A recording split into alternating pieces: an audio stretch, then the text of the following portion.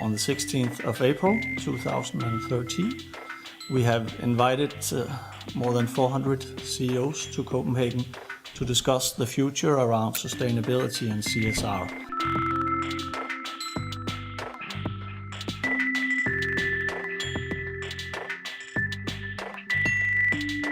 We believe in that by doing good for the world, you also do good for your business. So we have a business mindset when it comes to social responsibility.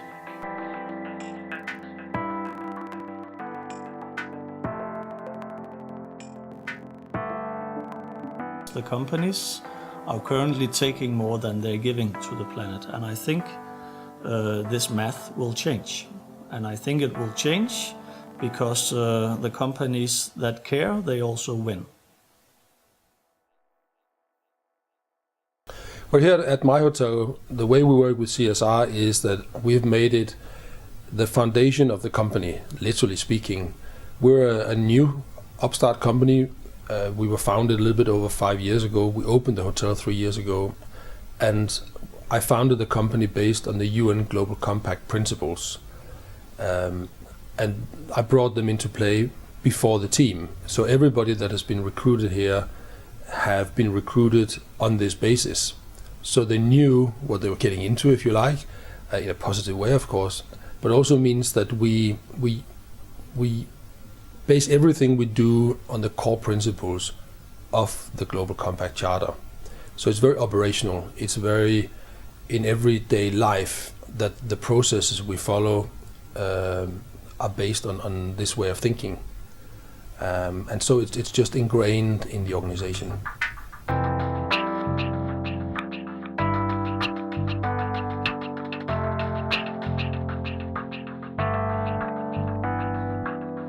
Well, the specific CSR actions that we take, they are really, there are plenty and many of them, because really it is almost in every process that we do at some point or another.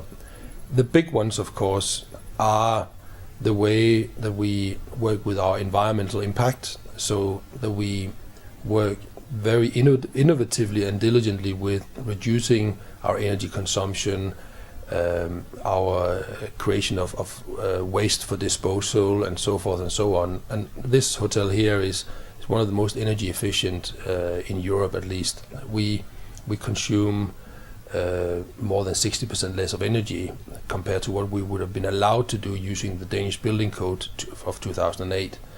But it's also the way we recruit our team members, that we always look towards those that find it difficult to get into the labor market when we recruit. We work in structured partnerships with our local councils to ensure that they take these citizens that are for one reason or the other outside the labor market and put them into job training and then job creation with us. And we have a very high success rate. Over half of those that enter a job training program with us become full-time employed afterwards. Over the 3 years we've been open, we've had 135 citizens through. Out of those, a third are still here. So not only do they get the job, they also stay employed for a long time. And of the half that has left, a lot of them have gone to other jobs, not back into the unemployment queue. So it's really a whole palette of activities all the time. Our supplier control, ensuring that that they also adhere to strict principles of CSR.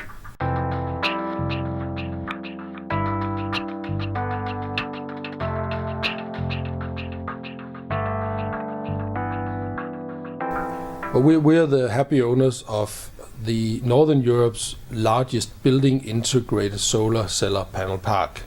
This is not a word you can say after a bottle of red wine on a Friday night. But essentially means that we produce ourselves about 10% of our annual energy consumption that the building consumes. And this was really what we were able to get permission to do here in a city location. We were not able to put up a windmill for obvious reasons. So this is what we could do. And on top of this, we also operate the first of its kind in Denmark, which is it's a cooling and heating system that's based on the underground the natural water reserves that are available here. So those two investments together are really the major contributor to our high level of energy efficiency in our building operations. Well, the reason we got started on this environmental thinking there were really two reasons. One were that I had the opportunity to found a hotel company from scratch, and I had a desire to do something differently. And I am hugely inspired by the works of others. Just for instance, Maxsø and the way that Novo Nordisk, actually the largest company in Denmark measured on market cap at present, how they have worked with sustainability at the heart of the company for decades. And so that was one side. The other side was real commercial thinking. I was opening a hotel with an investment of around 100 million euro in the middle of one of the worst financial crises that has been seen in newer global history, really. At the same time as Copenhagen was seeing a capacity increase of about 30% new hotel rooms. So really a dangerous cocktail. And I needed to differentiate myself in the market, and I needed to find the tools to do that. And I realized that my competitors weren't doing a great deal on the environmental agenda. They were doing the minimum. They were being certified Green Key or likewise. And I realized there was a gap in the market. And so as we were building the property at the time, it was a once in a lifetime opportunity for this building to be super energy efficient, because you need to invest when you build. You can't retrofit. Well, you can, but it's hugely expensive to try and do it. Nobody's ever going to do it if they're in the right mind. So the opportunity was there and then, and we grabbed it, and we succeeded in delivering the vision. And the vision was to be the first EU Green Building certified, the first hotel building certified by the Danish low energy level 2, which is 60% below on average, and to be CO2 neutral on our building operations, because we turned all our energy consumption into electricity, and we can buy the electricity off a windmill power agreement.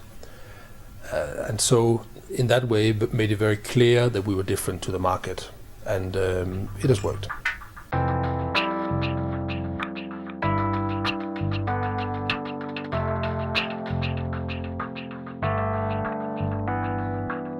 Well, my main motivation was really the two. It was that I had the opportunity to found the company based on some values once and for all, and in the hope that we grow over time.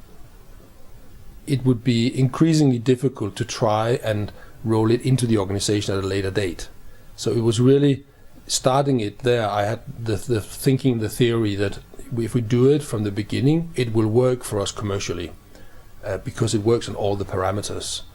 And then wanting and needing to be different to the market, because otherwise I wouldn't be able to create a sustainable business, because a sustainable business is also one that has a bottom line. Because if you don't have a bottom line, you're basically out of business. That's not very sustainable. Well, if I should highlight a national and an international business or company for their CSR work, I would certainly highlight Novo Nordisk as my main inspiration. I think the way they've managed to operate a company in an area that could be very controversial, pharmaceutical, that can be a bit of a minefield, to be quite honest. They use animals for experiments and so forth and so on. But to be able to work in the way that they have with the broad notion of sustainability, I think is very inspirational. And you can also see they've turned it into a business case, because they are today the biggest Danish company measured on market capitalization, and that is really, I think, that's very powerful and inspirational to me. The other is not a business; it is the UN Global Compact. So it has to be the UN. I really think that they are trying to make a difference through businesses by highlighting the the need and the possibilities of working with sustainability / CSR through the Global Compact Charter. And the funny thing is, the common denominator in both is Mads Øvlesen in both cases. I think he's had the vision probably long before I was even born, that if you want to create sustainable business, you have to work sustainably. And that's my mantra or this inspiration.